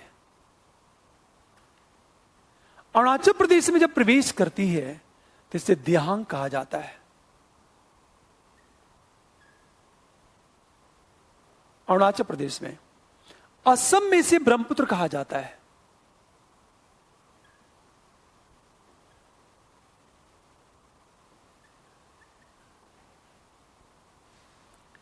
ब्रह्मपुत्र कहते हैं, असम में से कहते हैं, और बांग्लादेश में से जमुना कहा जाता है इसे।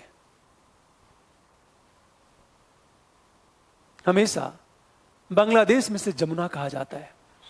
तिब्बत में कहते हैं सांगपो, अरुणाचल प्रदेश में से दियांग कहा जाता है, और असम में से ब्रह्मपुत्र कहा जाता है। हमेशा ध्यान दो इस बात को। अरुणाचल प्रदेश में दियांग कहते हैं, तिब्बत में सांगपो कहते हैं, और असम में ब्रह्मपुत्र कहा जाता है। मैं एक मैप बनाना चाहता हूं, हमेशा ध्यान देने इस बात को। हम जब बात करेंगे, ये जो ब्रह्मपुत्र नदी है, ये उत्तरी भाग है, ये दक्षिणी भाग है। उत्तर में क्या होता है?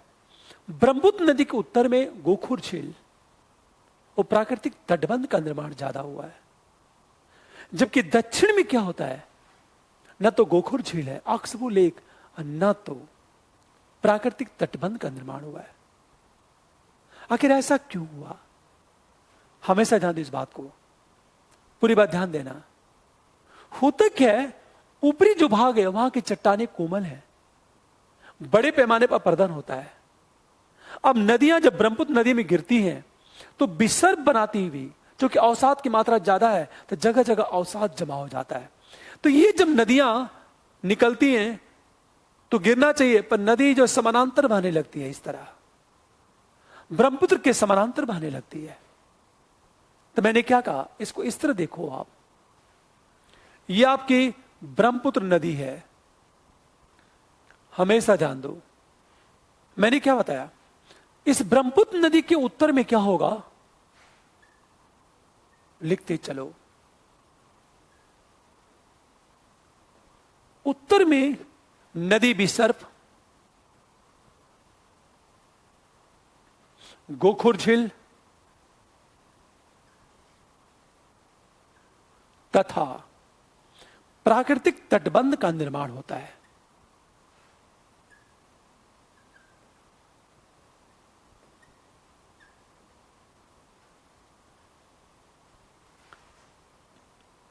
और उत्तर की नदियां, ब्रह्मपुत्र नदी की में उत्तर से मिलने वाली नदियां, हमेशा ध्यान दो, विसर्प बनाती हुई ब्रह्मपुत्र के समानांतर बहती है। उत्तर से मिलने वाली से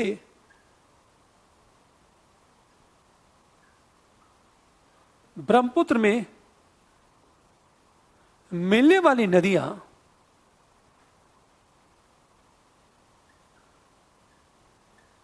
विसर्प का निर्माण करती हुई म्यांड्रिंग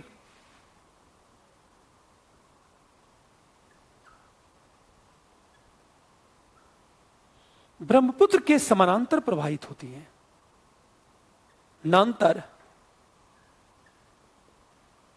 प्रवाहित होती हैं। हमेशा ध्यान दो इस बात को। जैसे मैंने ये कहा कि ये पूरा विसर्प बनाती हैं नदियां, और दक्षिण की जो नदियां, इसको मैप को देखो, नदियां यू बनाती हैं, नदियां यू बनाती हैं, ये विसर्प बना रही नदियां।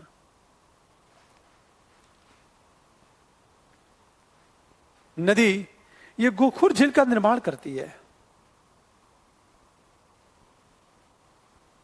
जबकि हमेशा प्राकृतिक तटबंध का निर्माण करती है। इनमें अवसाद की मात्रा ज्यादा होती है। जबकि ब्रह्मपुत्र के दक्षिण में बहने वाली ब्रह्मपुत्र की सहायक नदियां विसर्प और गोखुर झील का निर्माण नहीं करती, क्योंकि उनका प्रवाह तीव्र होता है। देखो, आप इसको नोट कर लिया आप लोगों ने। अब मैं थोड़ा सा एक चीज बताना चाहता हूं, ऊपर लिखो आप, ब्रह्मपुत्र के दक्षिण में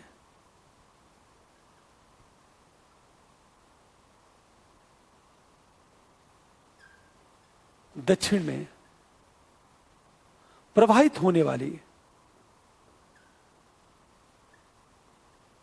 नदियां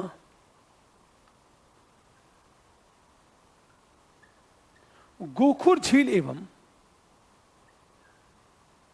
विसर्प का निर्माण नहीं करती हैं,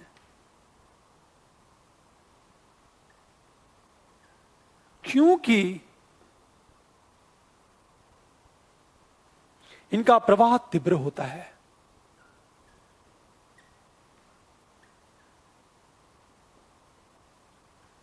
जब बहुत स्पीड में बहेगी तो स्वाभाविक है यह विसर्प का निर्माण नहीं करेगी। हमेशा ध्यान दो, यह विसर्प का निर्माण तब करेगी जब इनका प्रवाह क्या हो, स्लो हो।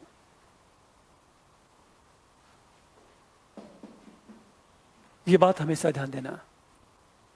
तो उत्तर की नदियां विसर्प बनाते हुए दक्षिण की, जैसे दक्षिण में प्रवाहित होने वाली नदी है सब ब्रह्मपुत्र की, धनश्री और कपिली, जैसे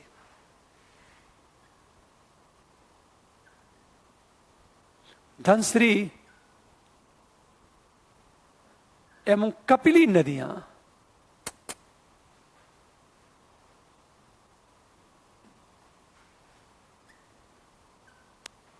विसर्प का निर्माण नहीं करती हैं,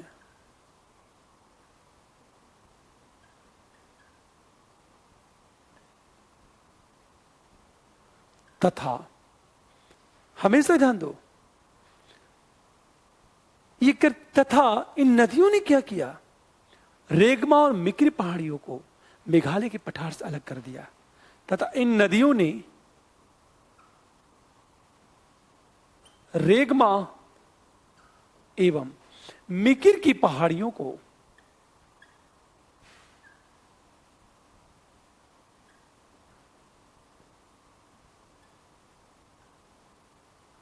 मेघालय के पठार से अलग, इसका मतलब यह है कि यह मेघालय का पठार है, इसी से रेगमा और मिकिर की पहाड़ियां जुड़ी हुई थी। इन दोनों नदियों ने क्या कर दिया, मेघालय के पठार का अत्यधिक अपरदन कर दिया। परिणामतः रेगमा और मिकिर पहाड़ियां मेघालय के पठार से अलग हो गई।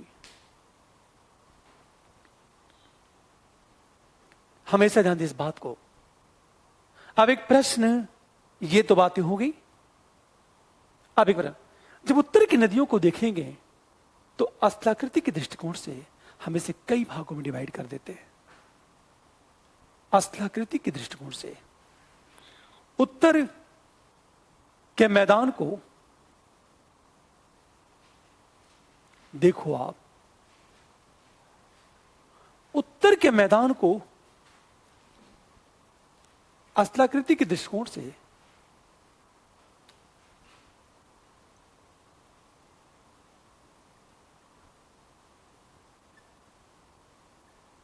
मैदान को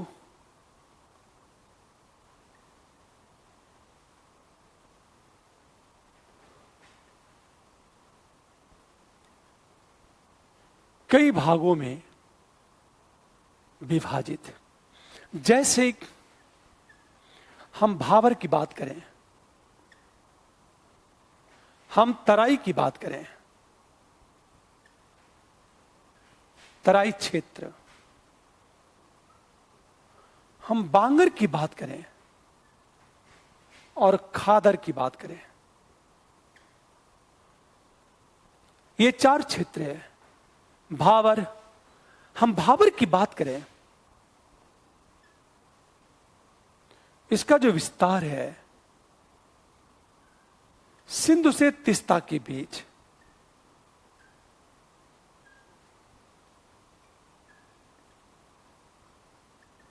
चौड़ाई क्या है 8 से लेकर 16 किलोमीटर।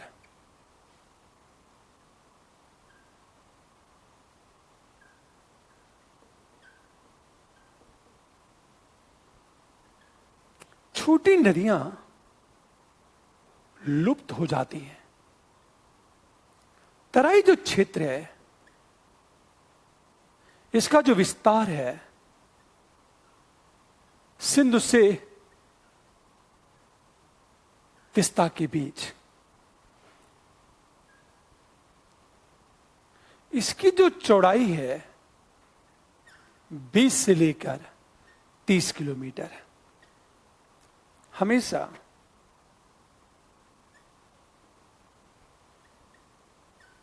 मिट्टी की उर्वरता ज्यादा,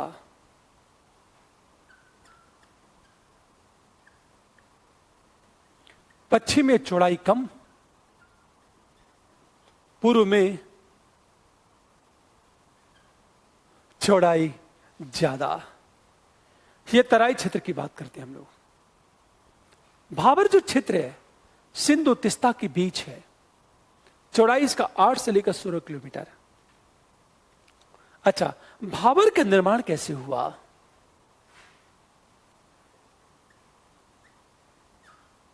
जलोढ़ पंख के आपस में मिलने से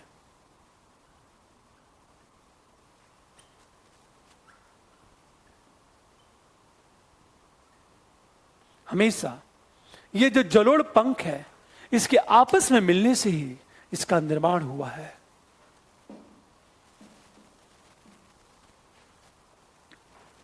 जलोढ़ पंख के आपस में मिलने से इसका निर्माण हुआ।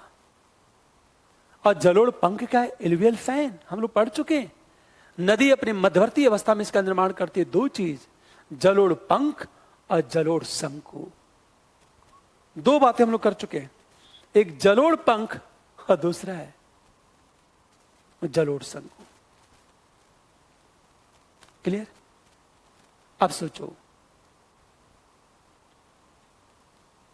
अब मैं एक मैप बना रहा हूं। मैप देखो आप,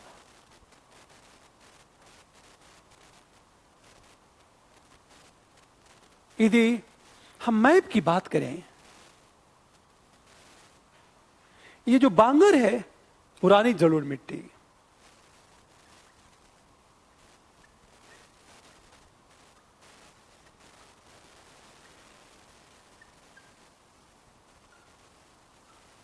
यहां बाढ़ का पानी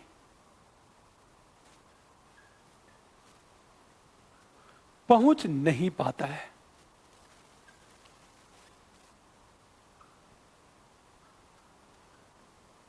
यह आर्थिक रूप से उपयोगी है।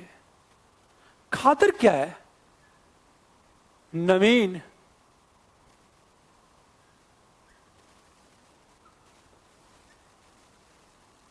जलोढ़ मिट्टी। ये जो बांगर है ये पुरानी जलोढ़ मिट्टी है। यहां बाढ़ का पानी पहुंच नहीं पाता। यह आर्थिक रूप से उपयोगी है, पर जो खादर है नवीन जलोढ़ मिट्टी है। यहां बाढ़ का पानी हर साल पहुंचता है और नए अवसाद जमा होते हैं।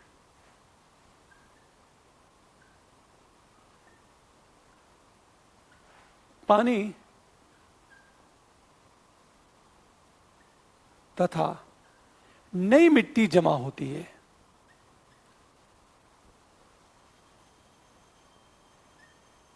जिससे मिट्टी की उर्वरता ज्यादा होती है।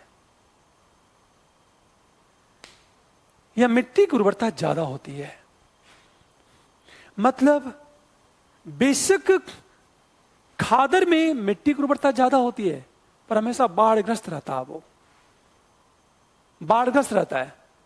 इसीलिए जो बांगर की बात करते हैं हम लोग, इसकी उर्वरता खादर की अपेक्षा कम होती है, लेकिन ये ज्यादा उपयोगी है। अब जैसे यदि हम मैप बनाते हैं भारत का, एक चीज सोचो आप, जैसे मैंने ये कहा, ये हिमालय है,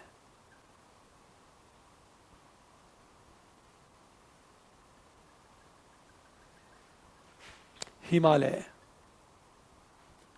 हमेशा ध्यान दो इस बात को, यह सिंधु नदी है, सतलज, सिंधु, सतलज, काली और तिस्ता की हम बात करें, मान लिया जाए,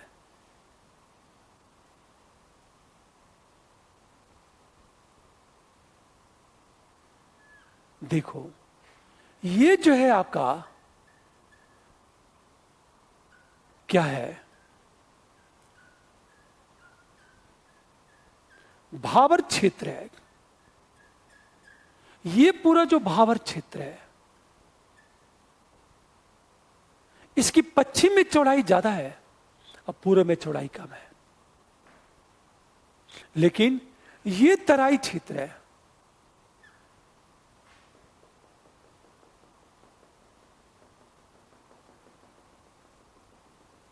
ये तराई क्षेत्र है। ये सिंधु नदी,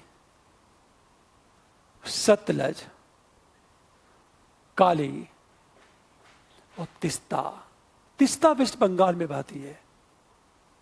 यह आपका तराई क्षेत्र है। और तराई क्षेत्र को देखो, पश्चिम में इसकी चौड़ाई कम होती है, पूर्व में चौड़ाई ज्यादा है। हमेशा भाबर की जो चौड़ाई है 8 से लेकर 16 किलोमीटर, तो पश्चिम में 16 किलोमीटर और पूर्व में लगभग 8 किलोमीटर। लेकिन जो तराई क्षेत्र है, पश्चिम में इसकी चौड़ाई कम है और पूर्व में चौड़ाई ज्यादा है इसकी। हमेशा ध्यान दो, पूर्व में चौड़ाई ज्यादा है। हम लोग बात कर रहे थे, जो तराई क्षेत्र है वह अवसादों से निर्मित है और तराई क्षेत्र में ह्यूमस की मात्रा ज्यादा होती है। यहां चावल और गन्ने की खेती ज्यादा की जाती है तराई क्षेत्र में।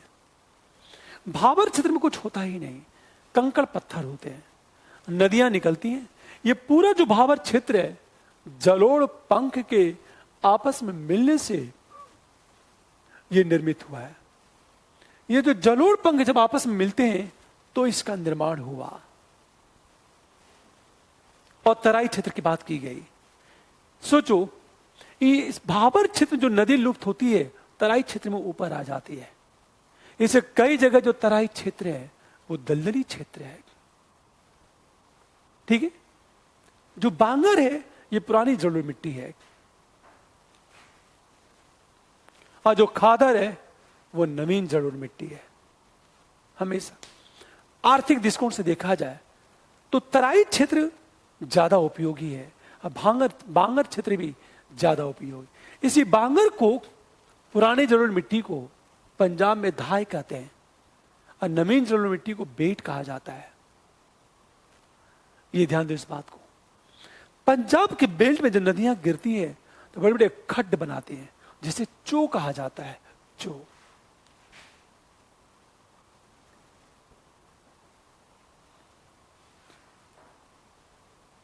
क्लियर? ये है उत्तर का मैदान। अब हम बात करेंगे प्रायद्वीपीय पठार। प्रायद्वीपीय पठार में उत्तर, दक्षिण, फिर दक्कन की बात, छोटा नागपुर के पठार की बात करेंगे, कर्नाटक के पठार की बात करेंगे, और उन पठारों की ऊंची चोटियां क्या है हम इनकी बात करेंगे।